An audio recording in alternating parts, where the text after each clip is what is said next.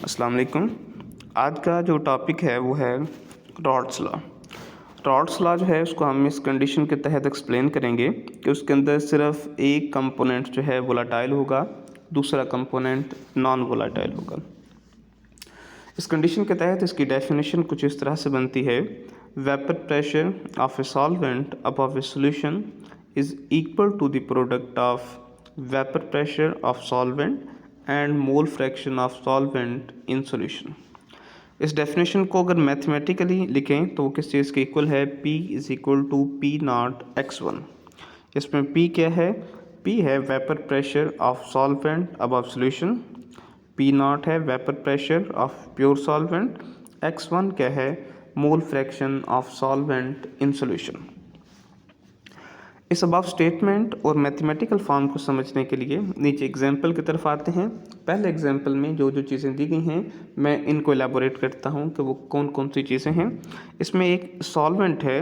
इस सॉल्वेंट को pure form के अंदर जब हम देखते हैं तो उसके ऊपर जो वेपर प्रेशर है वो है P नॉट, और सोल्यूशन बनाने के लिए इसकी जो मोल फ्रैक्शन इस्तेमाल करेंगे वो x1 होगी। इसके बाद एक सोल्यूट है जिसकी मोल फ्रैक्शन सोल्यूशन बनाने के लिए जो हम इस्तेमाल करेंगे वो क्या है? x2 है, और ये एक नॉन वोलेटाइल है। इन दोनों चीज़ों को, एक सॉल्वेंट जो कि वोलेटाइल है, एक सोल्यूट जो नॉन वोलेटाइल है, इनको मिक्स करेंगे तो हमारे पास सोल्यूशन क्रिएट होगा। इस सॉल्यूशन के अंदर जो कि सोल्यूट नॉन वोलेटाइल है वो तो वेपर प्रेशर शो नहीं करेगा, लेकिन जो सॉल्वेंट जो कि वोलेटाइल है वो यहाँ पे क्या करेगा? वेपर प्रेशर शो करेगा, जिसे हम कहते हैं vapour pressure of solvent above solution. ये जो vapour pressure of solvent above solution है इसको हम किस तरह से रॉल्स लॉ में एक्सप्लेन करते हैं? रॉल्स लॉ ये कहता है कि vapour pressure of solvent above solution is equal to the product of vapor pressure in pure state and mole fraction of solvent। जब ये डेफिनेशन हम समझ लेते हैं तो समझने के बाद नेक्स्ट जो है इसमें जो कुछ चीज़ें हैं वो ये कहता है कि हमारे पास जो vapour pressure of solvent above solution है वो कम हो जाता है vapour pressure of solvent in pure state से। मतलब जो P है वो P नॉट से कम हो जाता है। इसको समझने के लिए हम एक पुरानी बात ज़हन करते हैं कि मोल fraction of one component is always less than one. वो किस तरह से है? वो इस तरह से है कि हमारे पास यहाँ पे दो तरह की जो है वो मोल फ्रैक्शन इस्तेमाल की गई हैं। एक x1 इस्तेमाल की गई है, एक x2 इस्तेमाल की गई है। इन दोनों का जो सम है वो 1 के इक्वल है, और इन दोनों में से जो एक है वो हमारे पास 1 से कम है। वो 1 से कम क्यों है?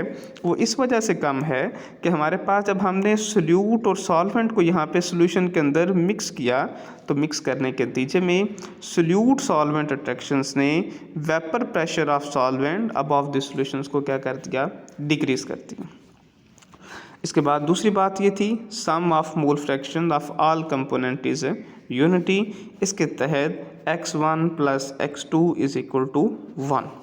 अब मैं दोबारा से रिपीट करता हूँ, x1 क्या है? मोल फ्रैक्शन ऑफ सॉल्वेंट है, x2 mole fraction of solute है। इन दोनों को ऐड किया तो हमारे पास आंसर 1 आता है। अगर इसमें से हम x1 की वैल्यू फाइंड करना चाहें तो x2 दूसरी तरफ जाके माइनस हो जाएगा, और यहाँ से ये वाली जो वैल्यू है x1 की वैल्यू को यहाँ पे ऊपर हमारे पास इक्वेशन 1 के अंदर x1 की जगह पे क्या करेंगे? पुट करेंगे। जब हम ये वाली वैल्यू पुट करेंगे तो हमारे पास ये जो वैल्यू है वो क्या बनेगी? P is equal to P naught, x1 की जगह पे क्या आ जाएगा? 1 माइनस x2। अब यहाँ पे जो P नॉट है, इस P नॉट को हम क्या करेंगे? ब्रैकेट के अंदर मल्टीप्लाई करेंगे। ब्रैकेट के अंदर मल्टीप्लाई करने से बनेगा P not minus P naught x2। अब इसमें ये वाला जो P नॉट है ये यहाँ पे इस तरफ जो है वो क्या है? पॉजिटिव किस फॉर्म में है? दूसरी तरफ जाके ये माइनस हो जाएगा। जब ये माइनस होगा तो माइनस होने के नतीजे में हमारे पास बनेगा P minus P naught is equal to minus P naught x2।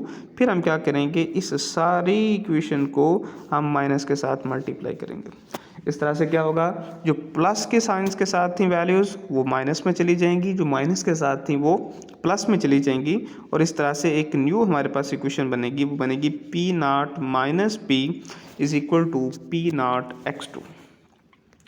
अब ये वाली जो वैल्यूज़ बनती हैं इसमें पी नॉट माइनस जो पी है वो किस चीज़ के इक्वल है, चेंज इन प्रेशर के इक्वल है। अब चेंज इन वेपर प्रेशर जो है वो हमारे पास क्या कहलाता है, लोअरिंग ऑफ वेपर प्रेशर। इसे हमने लोअरिंग ऑफ वेपर प्रेशर क्यों कहा, क्योंकि पहले जो वेपर प्रेशर था सॉल्वेंट का वो ज़्यादा था, सॉल्यूशन में जाने के बाद वो कम हो गया है, इसलिए इसे हम कहते हैं लोअरिंग ऑफ वेपर प्रेशर।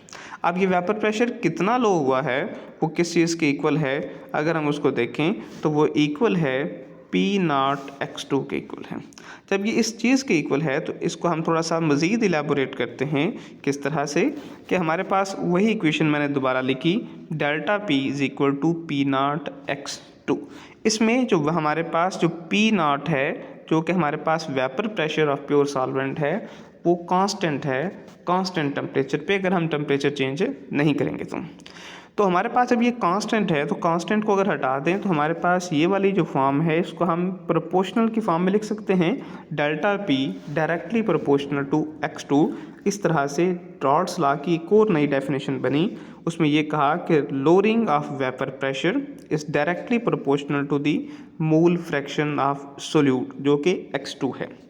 अब हमारे पास हम थर्ड डेफिनेशन की तरफ मूव करना चाहते हैं। थर्ड डेफिनेशन क्या कहती है, ये वाली जो इक्वेशन थी इस इक्वेशन को दोबारा कॉपी किया, delta p is equal to P naught x2। इसमें जो पी नॉट मल्टीप्लाई हो रहा है दूसरी तरफ जाके डिवाइड हो जाएगा लेफ्ट साइड पे, बनेगा delta p over p naught is equal to x2। जब ये इस तरह से आएगा तो हमारे पास ये वाली जो कंडीशन है delta p over p not, इसे कहते हैं relative lowering of vapour pressure. Delta P lowering of vapour pressure, अगर हम उसे पी नॉट के साथ डिवाइड कर देंगे तो बनेगा relative lowering of vapour pressure.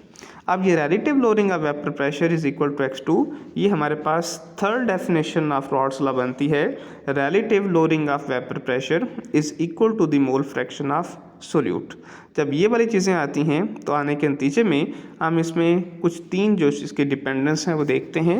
Relative lowering of vapour pressure जो है वो इंडिपेंडेंट है टेम्परेचर के साथ, उसका टेम्परेचर के साथ कोई रिलेशन नहीं है।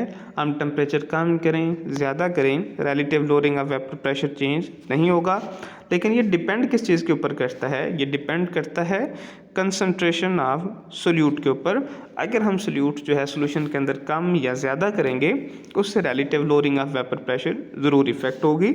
इसके अलावा अगर हमारे पास सोल्यूट डिफरेंट हों लेकिन उसके जो सॉल्यूशंस हैं वो इक्विमोलर हों, सेम अमाउंट ऑफ सॉल्वेंट के अंदर हों, सॉल्वेंट भी सेम हो, तो उससे भी relative lowering of vapour pressure change नहीं होगा। ये था रॉल्स लॉ, जो कि आपका एक लॉन्ग क्वेश्चन है, और इसके अलावा रॉल्स लॉ की डेफिनेशन शॉर्ट क्वेश्चन में भी पूछी जा सकती है। इसके साथ लेक्चर ख़त्म हुआ। अल्लाह हाफिज़।